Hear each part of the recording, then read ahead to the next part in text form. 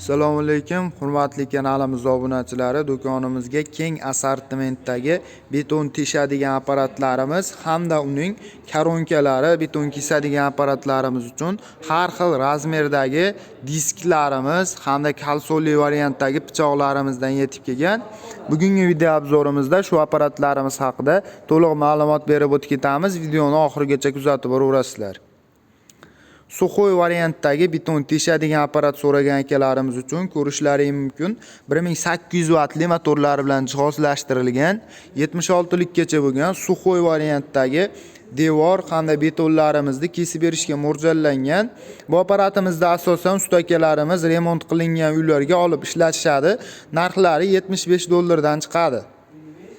Xo'p, bu apparatimizga keladigan bo'lsak, motorlarining quvvati 2300 vatli motorlar bilan jihozlangan postavkali variantlarda, undan tashqari postavkasi yechiladigan variantda bo'ladi. Bemalol postavkalaridan yechib, ruchnoy holatda betonlarimizni teshib foydalansalaring bo'laveradi.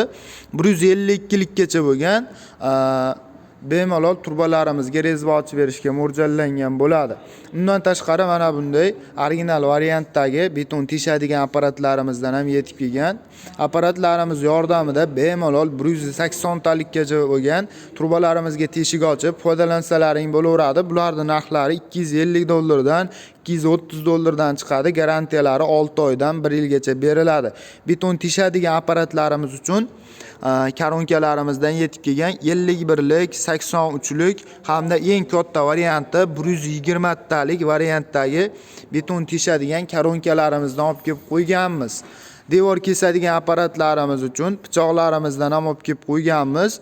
600 talik, 520 talik, 410 talik hamda 400 talik variantdagi kalsonli devor kesadigan apparatlarimiz uchun pichoqlarimiz hamda 400 talik, 500 talik o'rtasi yopiq variantdagi devor kesadigan apparatlarimiz hamda asfalt kesadigan apparatlarimiz uchun pichoqlarimizdan yetib kelgan. Kimga shunaqa apparatlar hamda zapchastlaridan kerak bo'ladigan bo'lsa, video ostida nomerlarimizni qoldiramiz.